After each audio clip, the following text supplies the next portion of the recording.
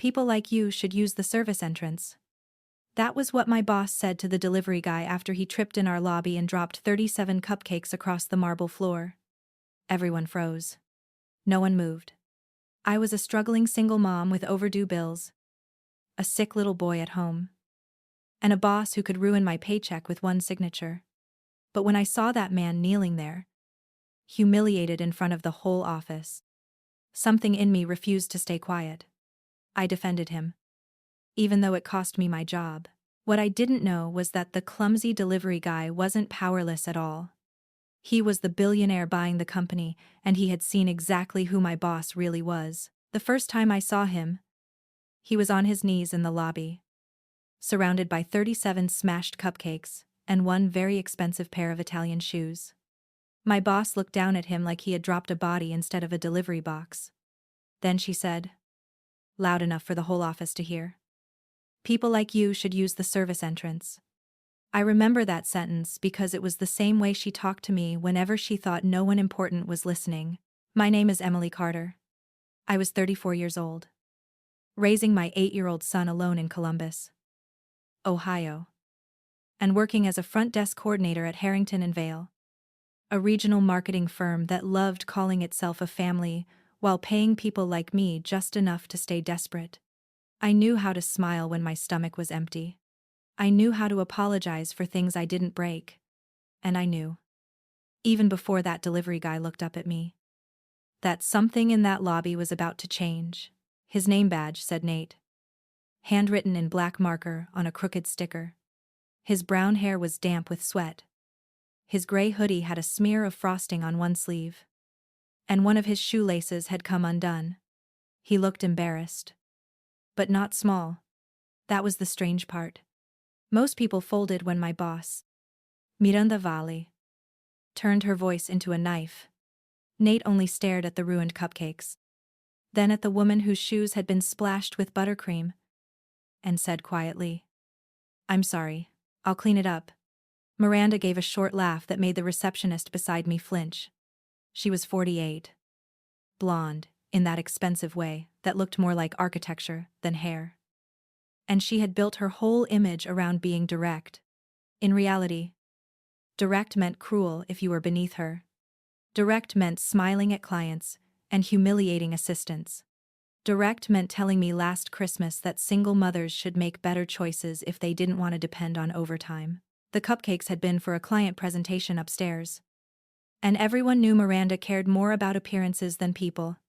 She stepped closer to Nate, forcing him to lean back slightly. "Do you understand what you just cost this company?" she said.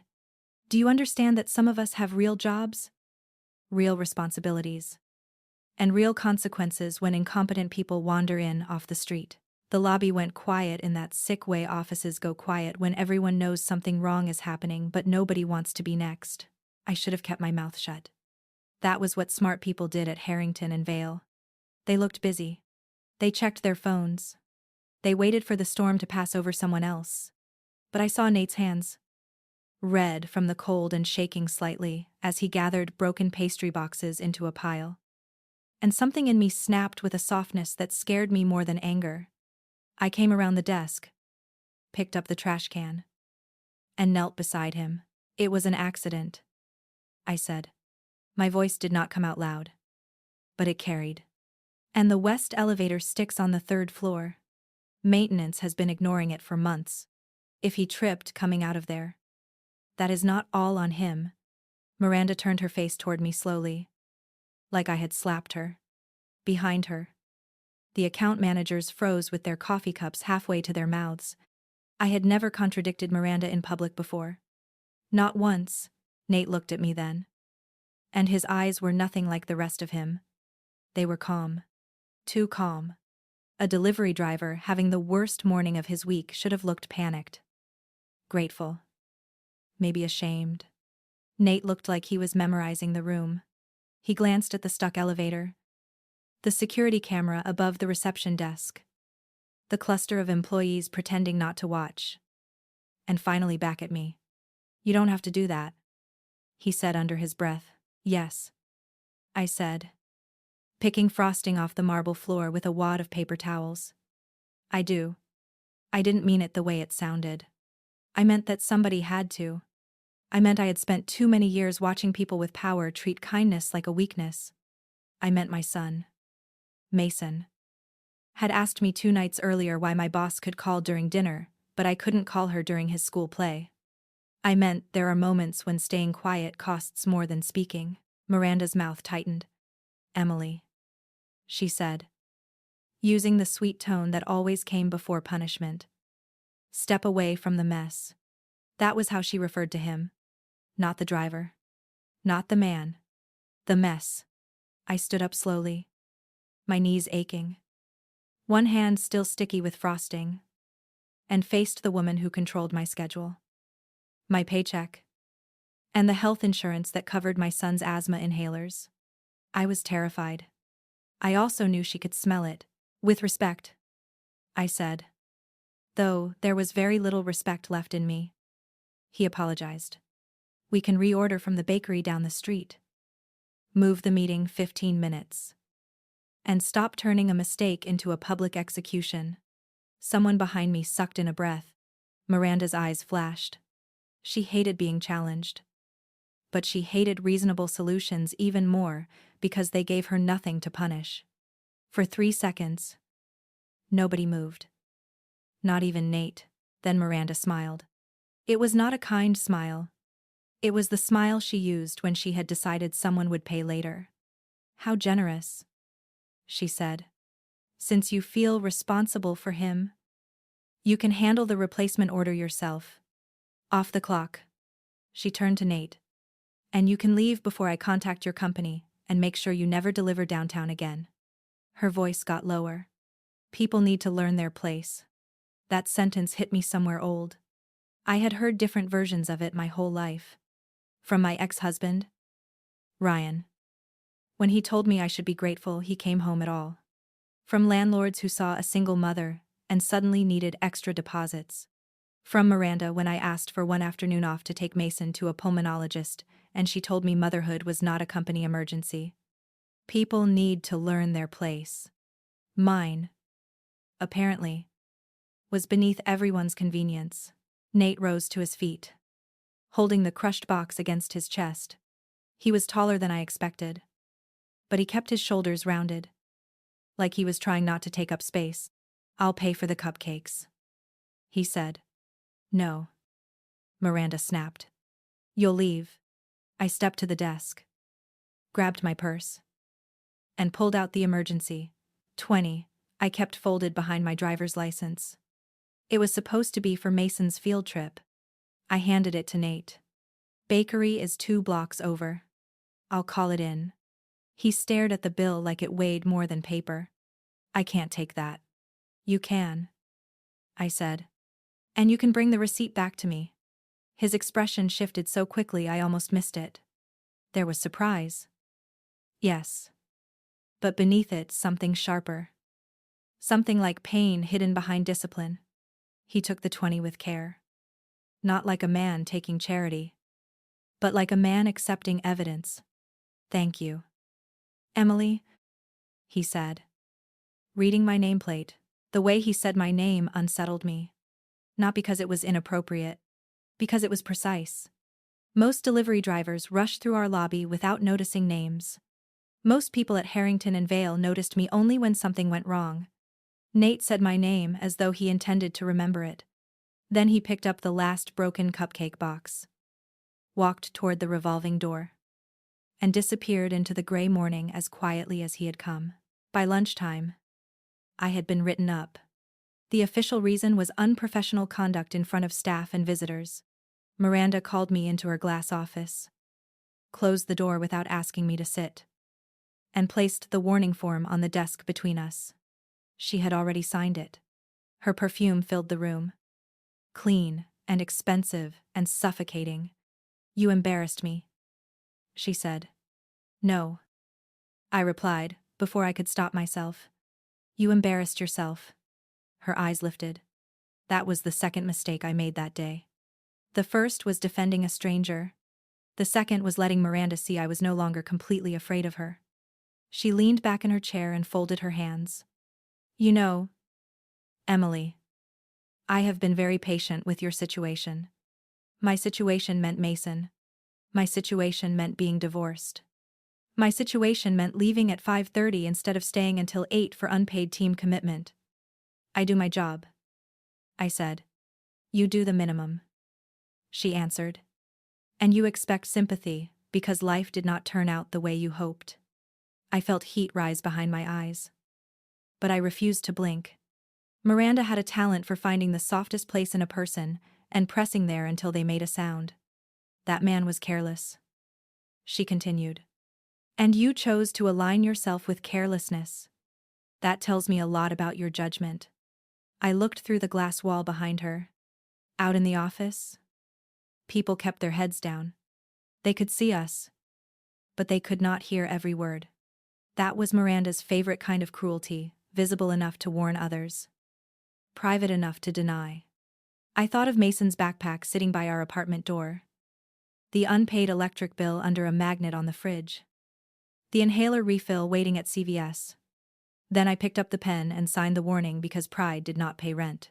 Miranda slid the paper into a folder. Good, she said.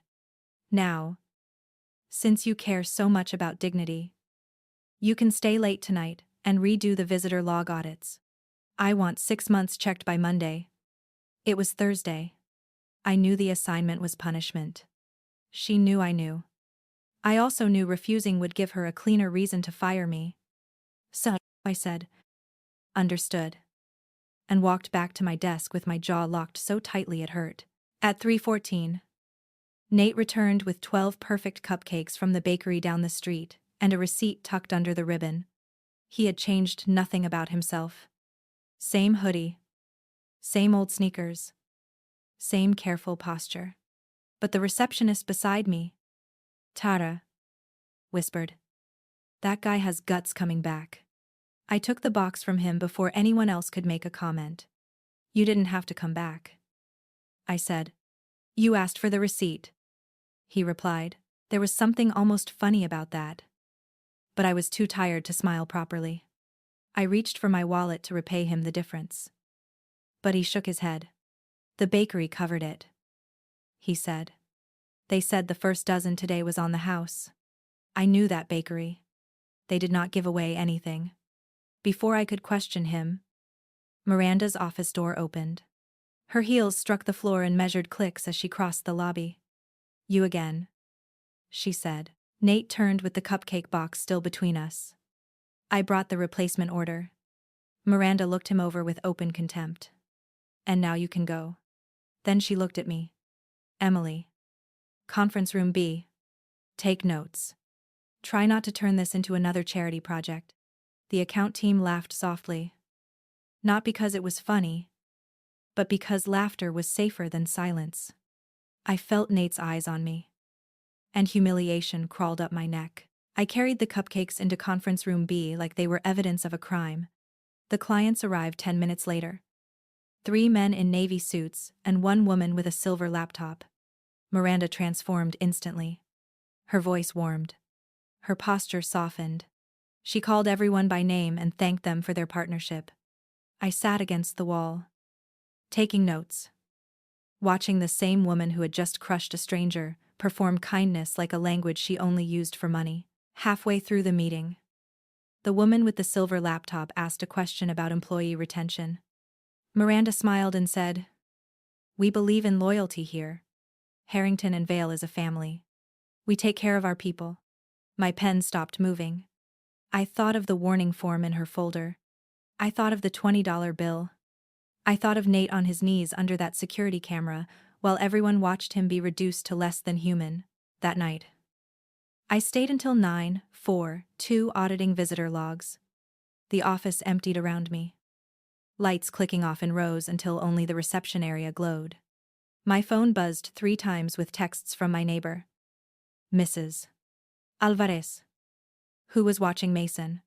He had finished homework. He had used his inhaler after coughing. He wanted to know if I would still read 2 chapters when I got home. I typed yes, even though my eyes burned and my hands smelled faintly of frosting. At Noa Chimzachi Shishapte. I found Nate's name in the visitor log. Except it was not entered as Nate. The delivery company column said independent courier, but the signature line had two initials written with clean, deliberate pressure, N. W. Beside it, in the notes field, someone from security had typed temporary vendor access approved by corporate transition team. I stared at those words for a long moment. We did not have a corporate transition team.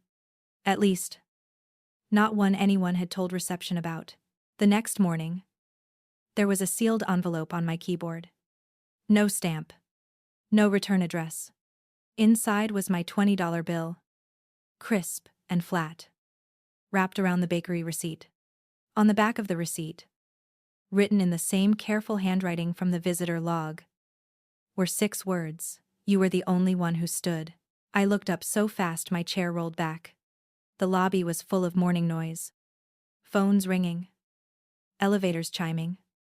People pretending yesterday had been ordinary. Miranda's office door was closed. Tara was arguing with the copier. The security camera above the desk blinked red.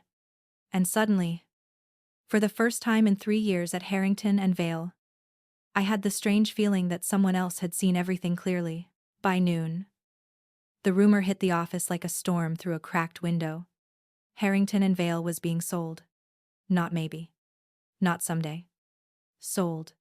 The buyer was a private investment group from Chicago with a reputation for gutting leadership teams and cleaning up toxic companies before rebuilding them. Miranda spent the afternoon locked in her office, making calls in a voice too low for us to hear. For once, the fear in the building did not belong only to people like me. At Patru Trajic, an email arrived from corporate with the subject line, Mandatory All-Staff Meeting Monday.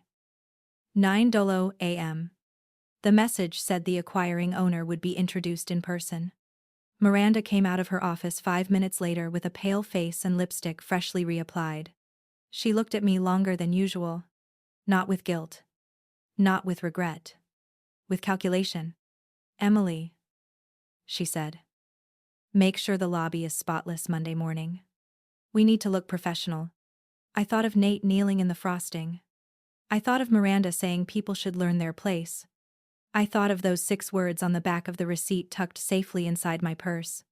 Then I nodded and said, of course. Because by then, I had learned something too. Sometimes the person everyone dismisses is not powerless. Sometimes the witness is not just a witness. And sometimes the man walking through the service entrance is the one holding the keys to the whole building. Monday morning. The lobby looked like it had been scrubbed for a funeral. Miranda had ordered fresh flowers, new magazines, and a silver tray of coffee nobody was allowed to touch until the buyer arrived. She stood near the elevators in a cream suit, smiling at every employee, as if she had not spent years making people afraid of needing anything. When I walked in at 718, she looked at my flats, my discount store blazer, and the tote bag with Mason's inhaler tucked inside. Try to look less tired, she said. I said nothing because I had learned the difference between silence and surrender. Silence was sometimes the only door you could close from the inside. I went behind the desk, logged into the visitor system, and checked the schedule. The 900 meeting had been moved to the main presentation room upstairs. Under VIP arrivals, there was one name, Nathaniel Whitmore. I stared at it for a second longer than necessary. But it meant nothing to me then. Rich men had names like that. Buildings had names like that. At Opt Patruzec, Shidoy. Miranda came to my desk carrying a folder with my warning form clipped on top. She set it down just outside the reach of the security camera, which told me she knew exactly where the lens ended. I need you to understand something before this meeting, she said softly. Transitions make companies nervous. New owners look for problems. I will not let your personal instability become one of them. My hand froze over the keyboard. Personal instability. That was what she called a mother doing everything alone. I'm here on time, I said. The lobby is ready. Miranda's eyes softened in that fake way, like she was about to offer help and wanted witnesses to admire it. Emily, you are a good person. But good people are not always good employees. Yesterday, Tara told me you've been receiving repeated personal texts at work.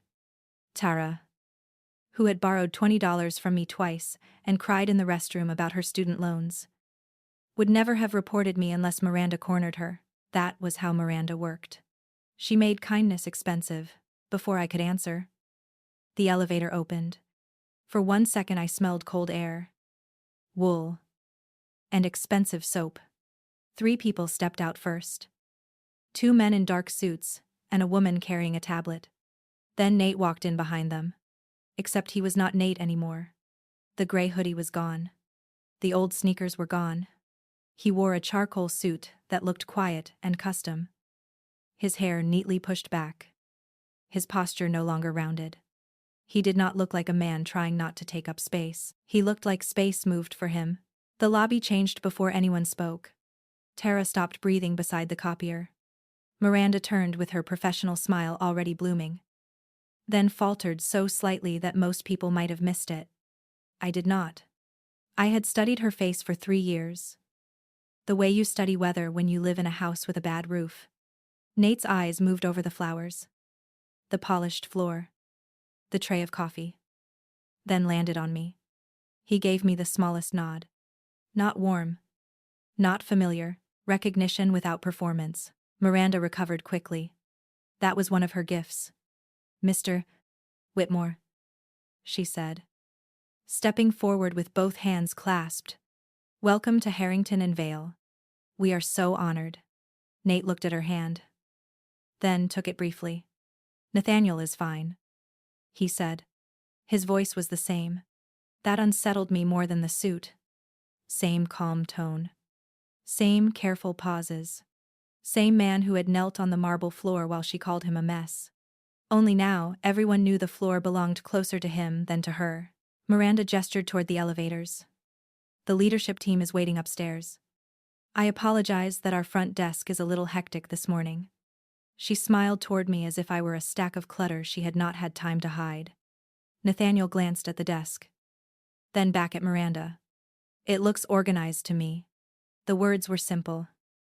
But they landed hard. Miranda's smile held. Yet her throat moved. I looked down at the keyboard because I did not trust my face. The meeting began at 9 sharp. And staff packed into the presentation room shoulder to shoulder. I stood near the back because all the chairs were taken by people who had never once offered me one. Miranda stood at the front beside Nathaniel, glowing with forced confidence. Behind them, the company logo filled the screen. Harrington and Vale, where brands find their voice. I almost laughed. I had spent years finding everyone else's voice while swallowing my own. Nathaniel introduced himself as the principal owner of Whitmore Capital Partners, the firm acquiring majority control of Harrington and Vale effective at the end of the month. He spoke without grandstanding. He said they believed the company had talent, loyal clients, and structural problems. He said the transition would include a full operational review, leadership evaluation, employee interviews, payroll analysis, and culture audit. At the phrase, culture audit, a ripple went through the room. Miranda stood perfectly still. Then he said something I will never forget. The first thing I look at in any company is not the website, not the client list, and not the executive deck. I look at how people behave when they think no one important is watching. His eyes did not move to me. They did not move to Miranda. They stayed on the room as a whole. That made it worse for everyone who understood. My hands went cold around my notebook. Miranda gave a little laugh. Smooth and bright.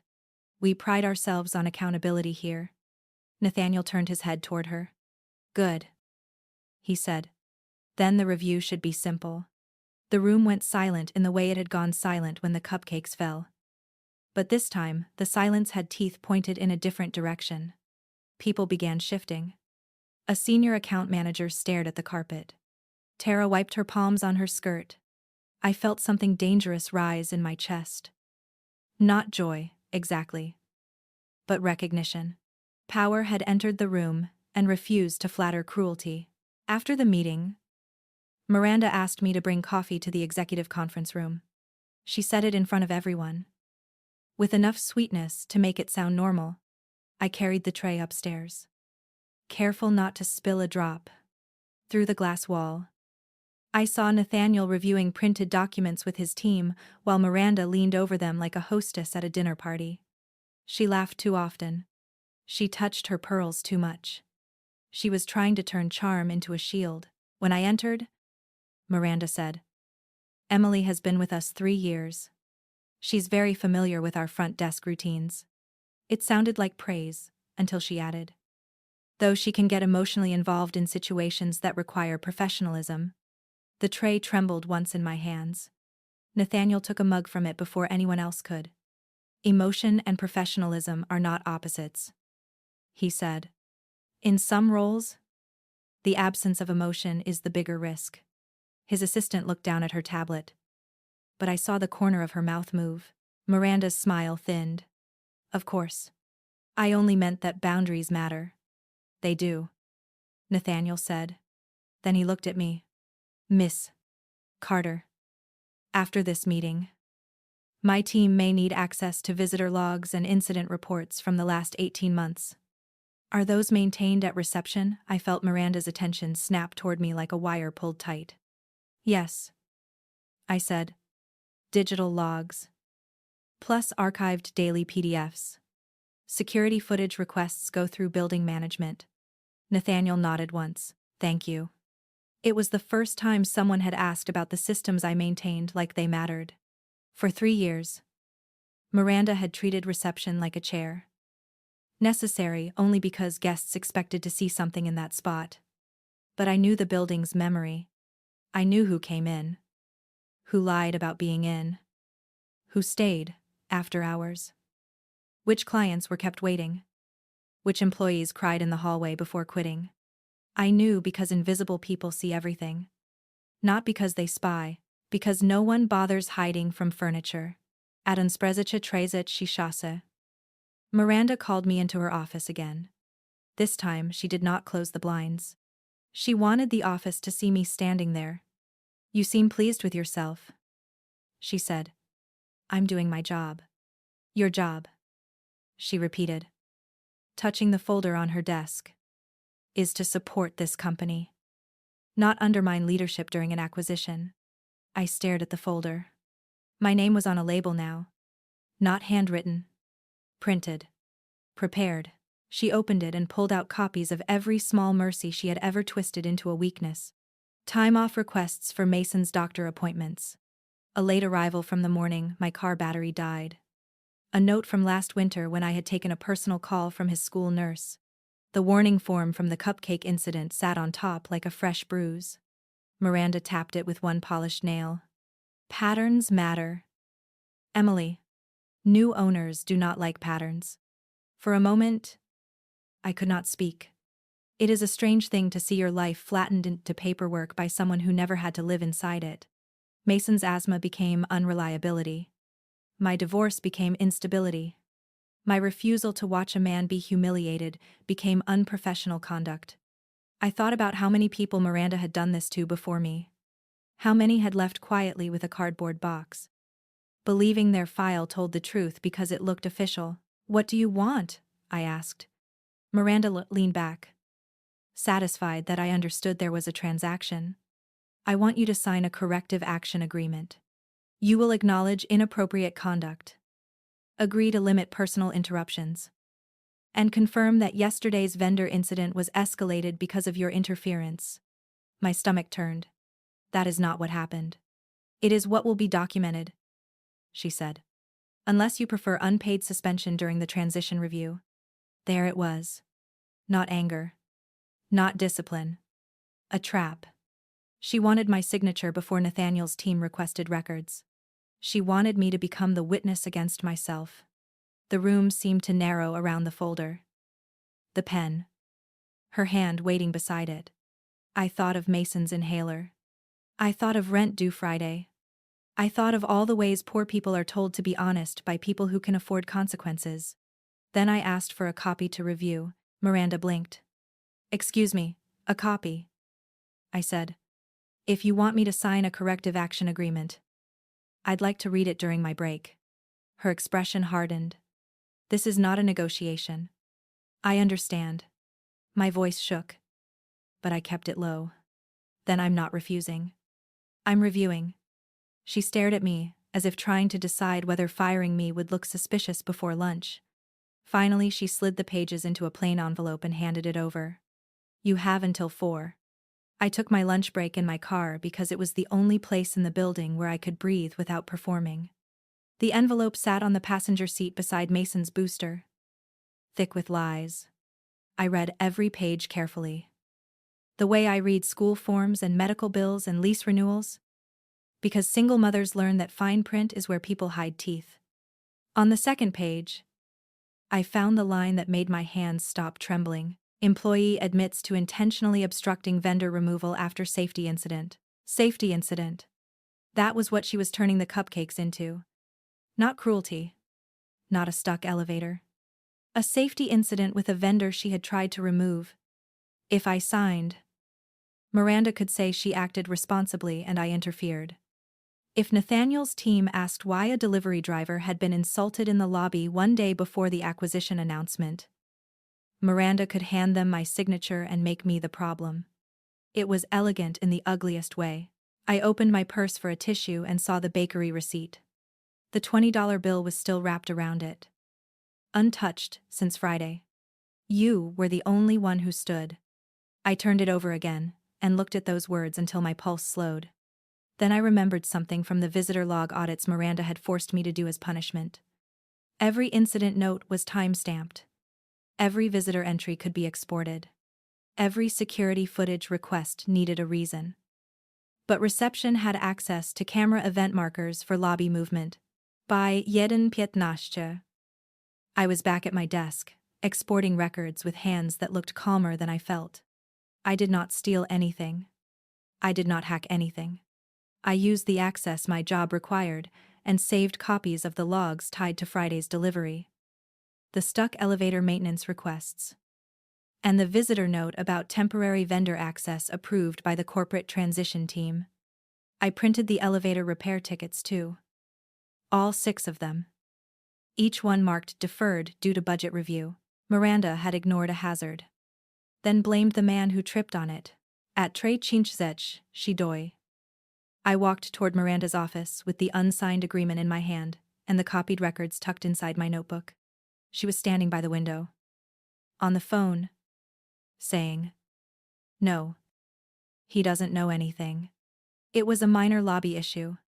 I have it handled." She turned when she saw me and ended the call without goodbye. "Well," she said. I placed the envelope on her desk. "I'm not signing it." Her face changed so fast it almost frightened me. The polished executive disappeared. And underneath was someone colder. Older. And much more honest. "Then you are suspended," she said. "Effective immediately. Unpaid. Pending review." The words hit exactly where she aimed them. Rent. Medicine. Groceries. After-school care. She knew the math of my fear. She had been counting on it for years. I picked up my purse from under the desk while the office watched. Tara's eyes were wet. But she looked away. Nobody stood. I did not blame them. Not then. Fear makes decent people calculate survival like accountants. Miranda escorted me to the lobby herself. Probably to make sure the scene looked like order instead of retaliation. At the revolving door, she leaned close and whispered, "You should have remembered who signs your checks." I looked at the marble floor where the frosting had been cleaned away. Where Nate had knelt. Where I had knelt beside him because I could not bear one more public humiliation disguised as leadership. "Maybe," I said quietly. "You should have remembered who owns the cameras." It was not a threat. Not exactly. It was the first true sentence I had allowed myself all day. I stepped outside into the cold with no paycheck. No certainty. And a notebook full of documents pressed against my ribs. My phone buzzed before I reached the bus stop. The email came from a woman named Claire Donovan at Whitmore Capital Partners. Subject: confidential interview request.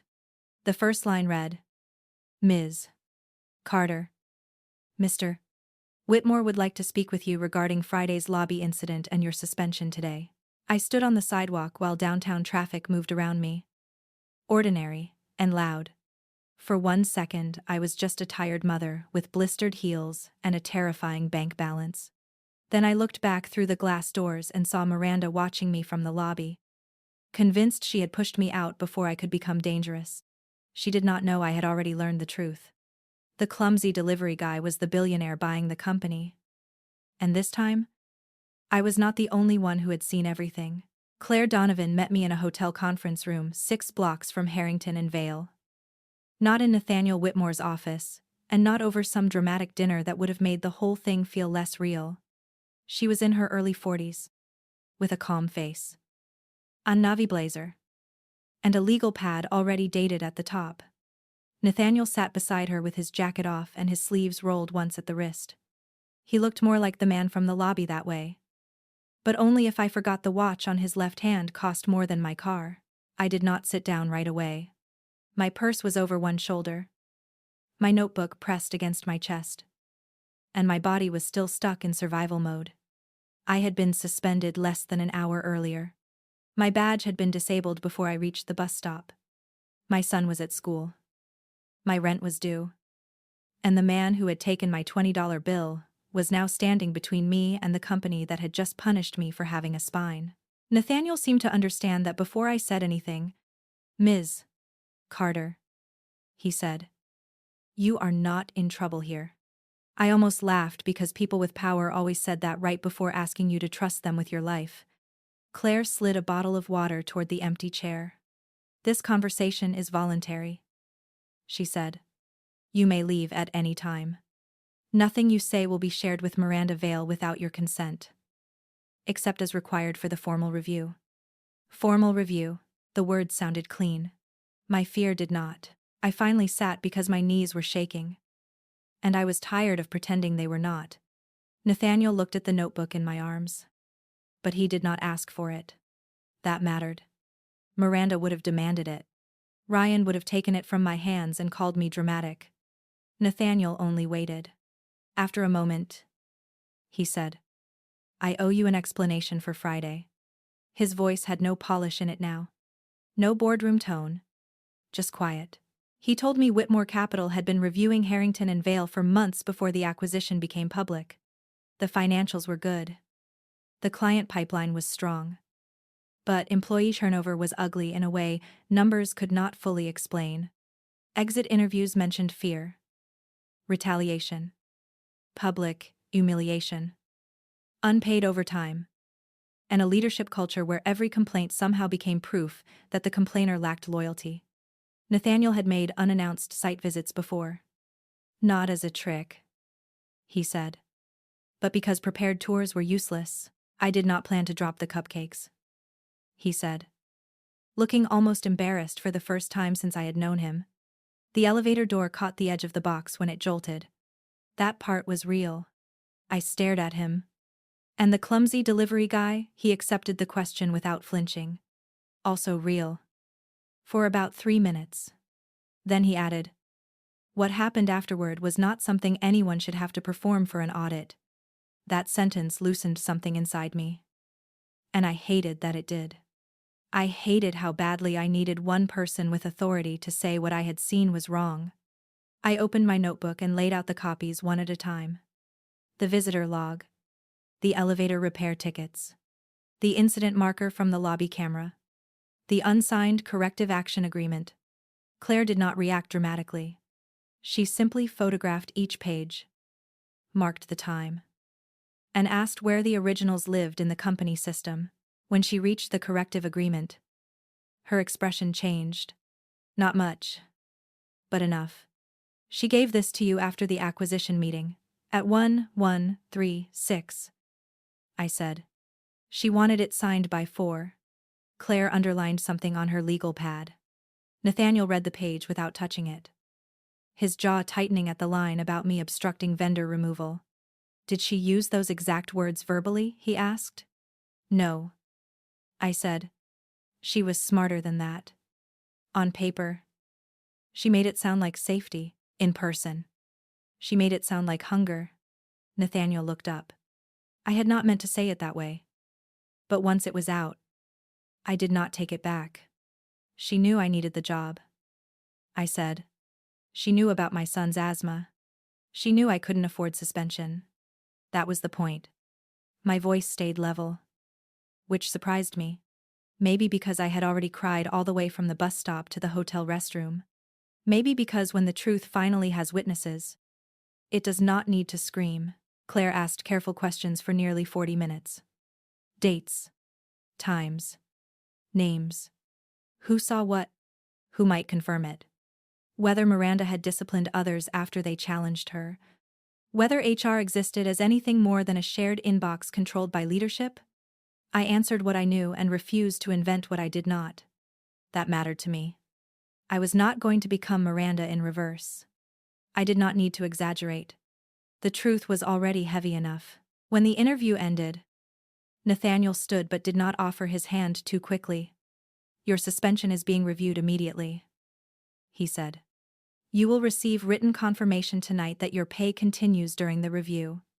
For a second, the room blurred. Paid. That one word held rent. Groceries.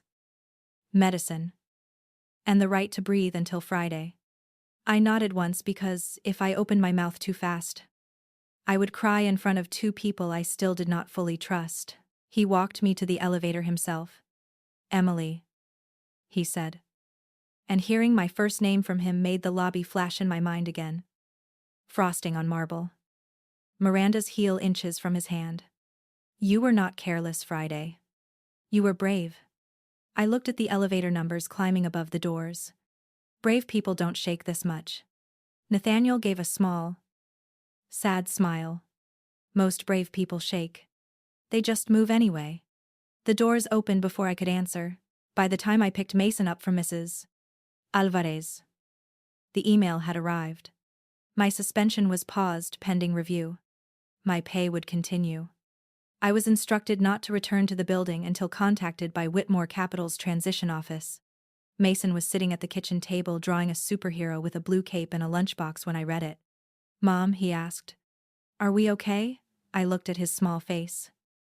The gap where his front tooth was growing in crooked. And I told the truth carefully. We are more okay than we were this morning. That night. Miranda called me 7 times. I did not answer. Then she texted. At first, her messages were professional. Emily, we need to discuss your misunderstanding before it escalates. Then softer. I know transitions are stressful, and I want to help you protect your position. Then sharper. You are making a very serious mistake by involving outsiders in internal matters. I watched the bubbles appear and disappear. My thumb hovering over the screen. Every old instinct telling me to soothe her before she hurt me worse. At no opt. She sent the message that told me exactly who she was. Think of your son before you burn bridges you cannot rebuild. I sat on the edge of my bed for a long time with the phone in my hand. Mason was asleep across the hall. His nightlight turning the wall soft blue. I wanted to throw the phone. I wanted to call her and tell her never to mention my child again. Instead, I took a screenshot and forwarded it to Claire Donovan with no commentary. Sometimes restraint is not weakness. Sometimes it is documentation. The next morning, Tara called from her car before work. She was whispering even though she was alone. Miranda is telling people you had some kind of personal relationship with Mr. Way. Whitmore, she said. She's saying you staged the whole lobby thing to make her look bad. I closed my eyes. Of course she was. When cruel people cannot erase what happened, they contaminate the witness. They do not have to prove you lied. They only have to make everyone uncomfortable enough to step back. Tara, I said. Did you see what happened Friday? She was quiet for so long.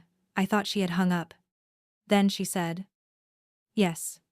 Her voice broke on the word. Did you hear what Miranda said? Another pause. Yes.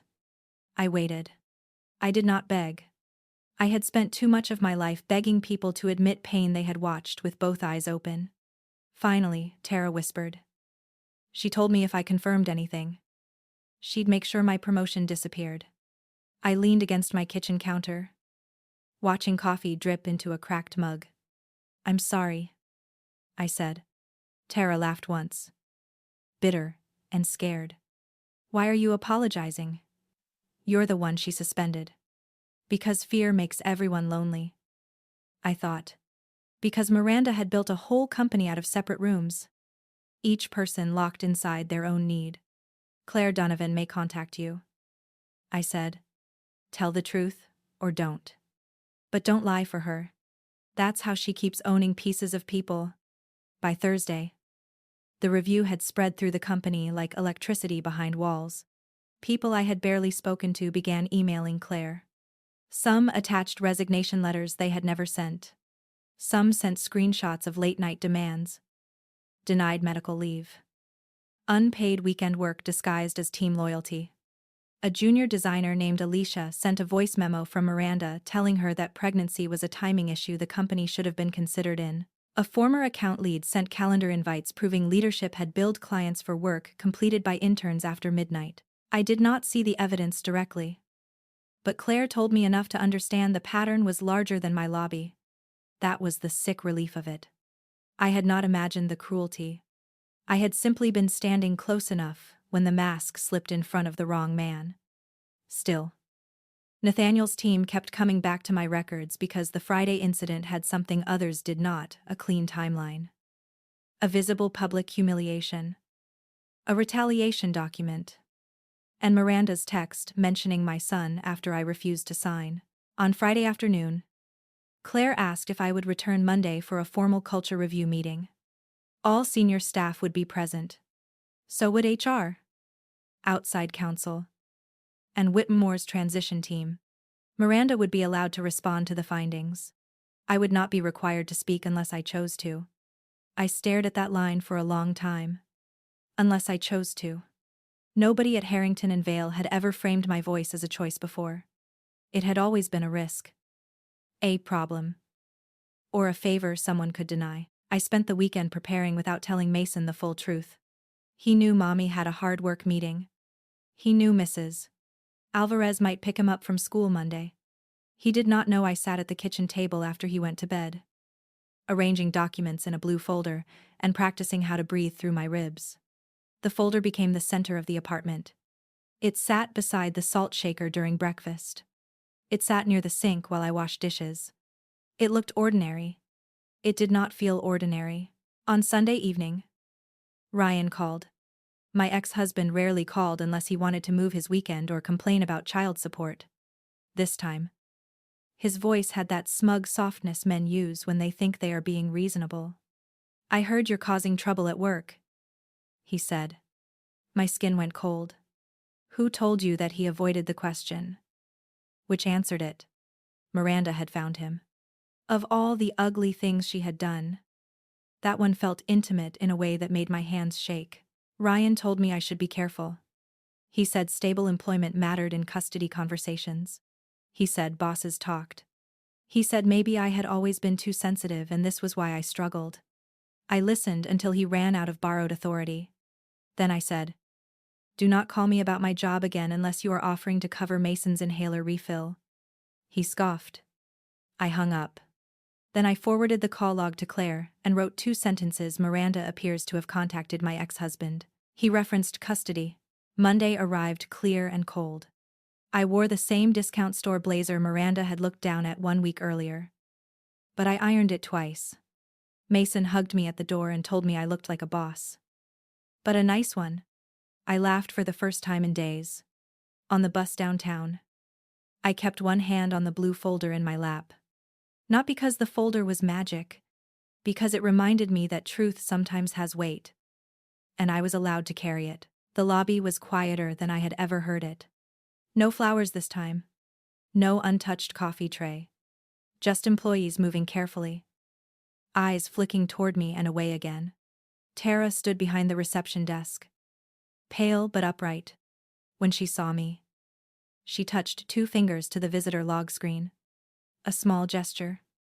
An apology. Maybe. Or a promise. I nodded back. The security camera blinked above us.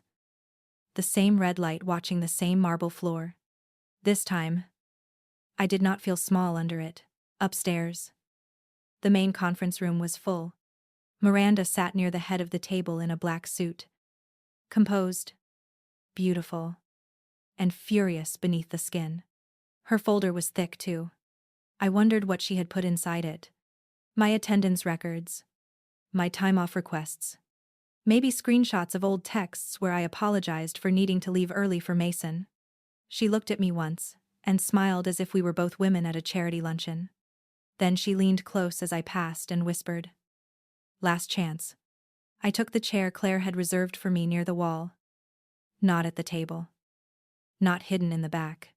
Nathaniel stood by the screen with his hands clasped in front of him. His face gave nothing away. Outside counsel adjusted a stack of papers. HR looked like a person regretting every email they had ignored. Around the room sat department heads, managers, and staff who had survived by staying quiet. Some would speak today. Some would not. I no longer needed all of them. Claire began with the timeline. Friday delivery incident. Elevator malfunction. Maintenance deferrals.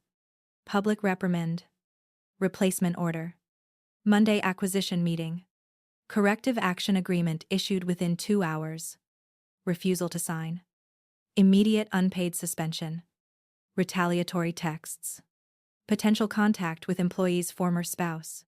Each phrase landed on the table like a stone. Miranda's smile did not move, but her eyes got flatter with every word. Then Claire looked toward me. "Ms. Carter, you are not required to add anything, but you may, if you choose." The room turned. Miranda's pen stopped tapping. Nathaniel did not nod. Did not encourage me. Did not rescue me. That was right. This part had to belong to me. I opened the blue folder slowly and placed the first page on the table. My hands were shaking. My voice, when it came, was not. I placed the elevator repair tickets first. 6 requests. All deferred. 6 chances to fix the door that caught Nathaniel's delivery box before Miranda turned his accident into proof of his worth. "This is not about cupcakes," I said. It was never about cupcakes. It was about a company where preventable problems were ignored until they could be blamed on someone without power. Nobody interrupted me. That alone felt strange enough to make my chest ache. Miranda leaned back with a soft laugh. "Emily, you are being emotional." There it was. The old word dressed in perfume. Emotional meant inconvenient. Emotional meant poor. Emotional meant female. Emotional meant mother. Emotional meant anything she needed it to mean. I looked at Claire. Then at Nathaniel. Then back at Miranda. "No," I said. "I am being specific." I slid the second page forward. The visitor log showing Nathaniel's approved vendor access and the exact time he entered. The room grew heavier. Miranda glanced at Nathaniel for the first time. Not as a buyer. Not as a billionaire. But as the man she had told to use the service entrance. His face remained calm. That calmness scared her more than anger would have. Claire clicked to the next slide on the screen. A still image from the lobby camera appeared Nathaniel on the floor. The broken boxes around him. Miranda standing over him.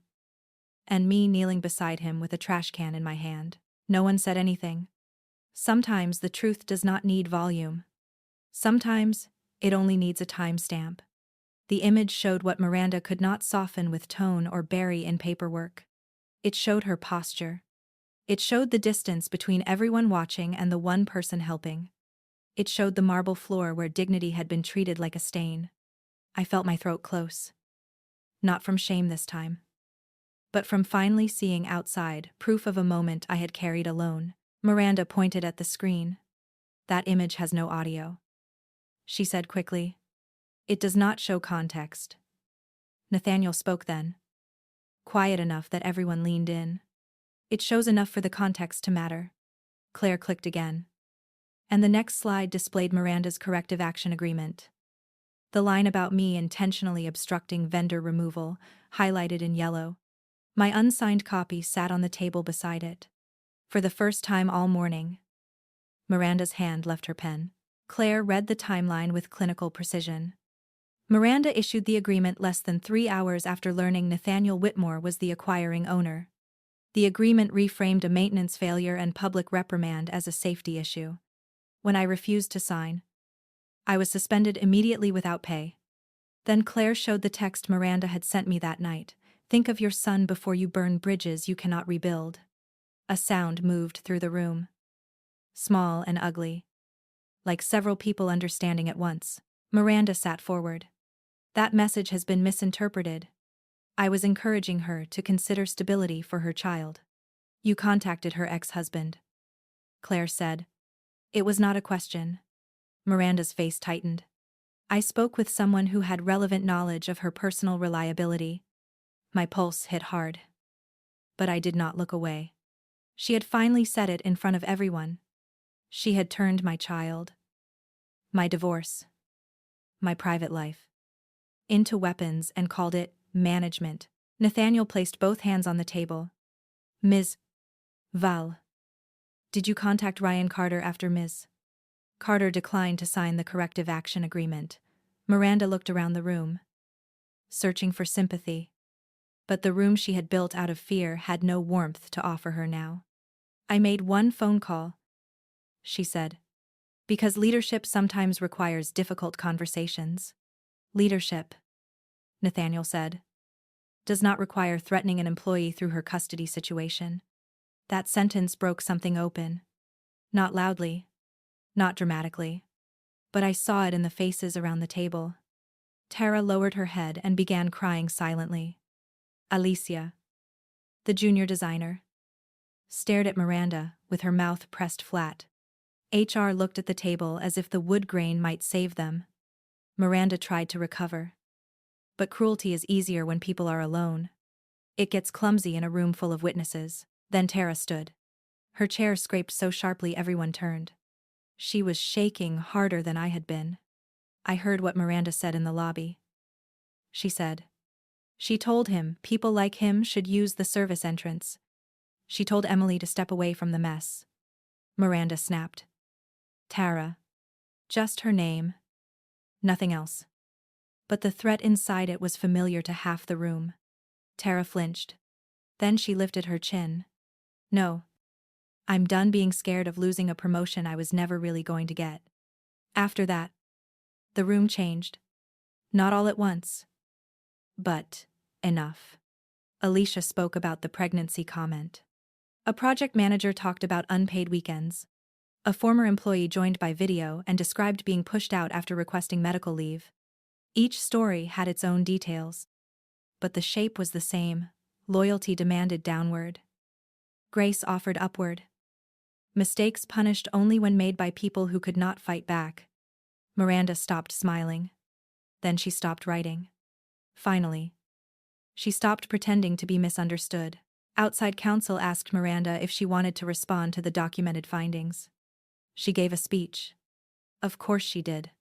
She talked about standards, growth, pressure, un client demandes, difficult markets, and how women in leadership are often judged harshly. Some of it was true in the abstract. That was the most dangerous thing about people like Miranda. They wrapped selfishness in real language. They took words that mattered and bent them around their own survival. When she finished, I spoke again. You were not judged for being a woman in leadership, I said. You were judged for making people afraid to need rent, medicine, pregnancy care, time off, or basic respect. My voice stayed calm. But my hands gripped the folder under the table. You told me people need to learn their place. I learned mine. It is not under your shoe. The room went so still that I could hear the air vent above us. Nathaniel did not smile. He did not look triumphant. He looked tired. And somehow, that made what happened next feel real, instead of theatrical. He announced that Miranda Vale was being removed from operational control effective immediately. Pending final termination review by outside counsel. HR leadership would be replaced. A third-party payroll audit would begin that week. Employees would be invited to submit unpaid overtime claims confidentially. Retaliation, he said, would result in immediate dismissal. Miranda stood so fast her chair hit the wall behind her. "You are making a mistake," she said to Nathaniel. But her voice had lost its polished edge. "This company has my name on it." Nathaniel looked at the logo still glowing on the screen. Harrington and Vale. "Where brands find their voice, names can be changed," he said. That was the moment her face finally cracked. Not because she felt sorry. Because she understood ownership had moved. She turned toward me then. And for 1 second I saw the raw hatred under every leadership seminar word she had ever used. "You think he cares about you," she said. "You think this makes you special." The old me might have answered. The old me might have defended myself. Explained my intentions. Tried to prove I was not greedy or dramatic or confused. But the old me had spent too many years making appeals to people committed to misunderstanding her. "I think this makes me finished with you," I said. That was all. No speech. No tears. No raised voice. Just a closed door. Security did not drag Miranda out. Life is rarely that cinematic. She gathered her purse. And her foaler. And what was left of her dignity. Then walked past all the people she had trained to fear her. Not one of them followed. That was her real punishment. I think, not losing power. Seeing how little love had been underneath it. The aftermath did not fix everything overnight. Companies do not heal because one cruel person leaves the building. People still had bills. Resumes. Old fear stored in their shoulders. But the air changed. The receptionist's desk was given a second chair. Overtime was reviewed. The elevator was repaired by Wednesday. Tara got the promotion Miranda had held over her head. With a salary adjustment in writing. Alicia received a formal apology and protected leave. Quiet corrections began replacing loud slogans. As for me, Nathaniel offered me a new role with the transition office.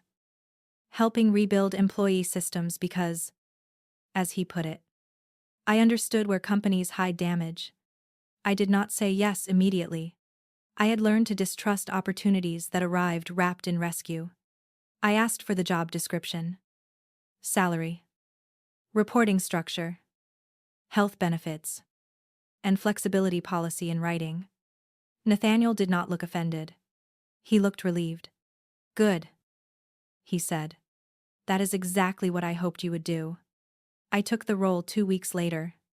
Not because a billionaire noticed me. Not because the story needed romance or rescue. I took it because the offer was fair. The boundaries were written down.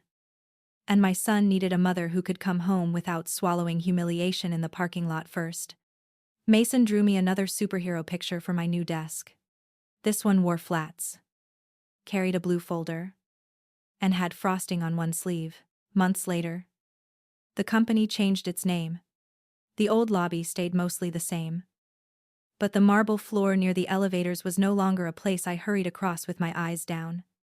Sometimes I stood there before work and remembered Nate on his knees. Miranda's shoes. The smashed cupcakes. And the way one cruel sentence had revealed an entire system. The service entrance was repainted too. Not hidden. Not shameful. Just another door people used because people were people. No matter how they arrived. Nathaniel and I remained careful with each other. He was kind. But kindness with power still needs rules. He never asked me to be grateful.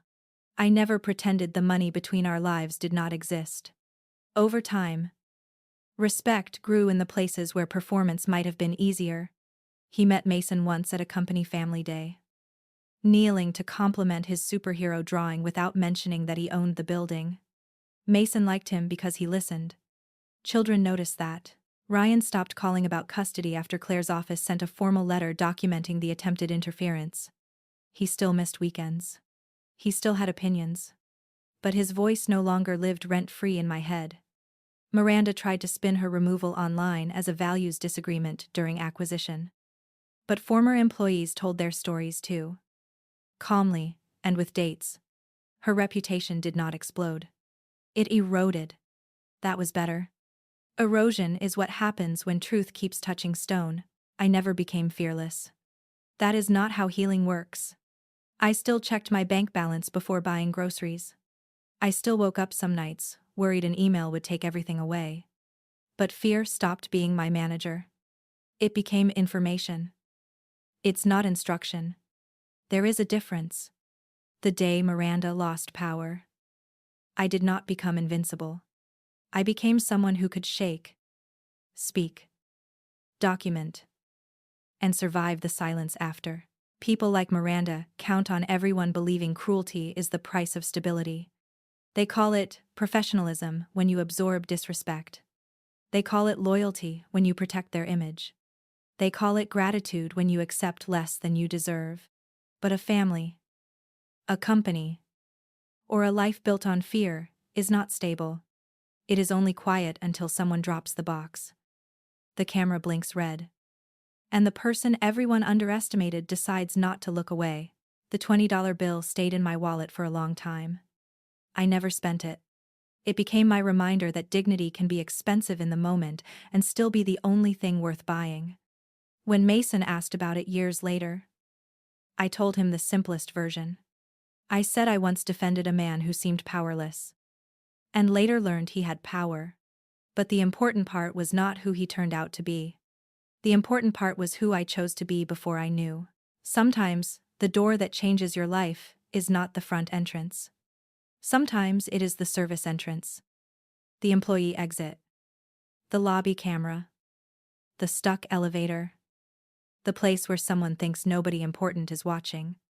I used to think important people were the ones who owned buildings, signed checks, and sat at the head of the table. Now I know better. Important people are also the ones who kneel beside a stranger in public and say, quietly, enough. Miranda told me people need to learn their place. She was right about one thing. I did learn mine. My place was beside the truth. Beside my son. Beside my own tired heart. And far away from anyone who needed me small to feel tall. I did not ruin her. I did not save the company alone. I simply stood when she expected me to crawl. And that was the first crack in everything she thought she owned. In the end, I didn't win because a billionaire saved me. I won because I chose to stand up before I knew he had power. That was the part that mattered. Cruel people always believe kindness is weakness. And silence means control. But sometimes one quiet act of dignity becomes the crack that brings an entire empire down. My boss told me people needed to learn their place. She was right. I learned mine was not beneath her. It was beside the truth. Beside my son. And beside the version of myself I had almost forgotten I could become.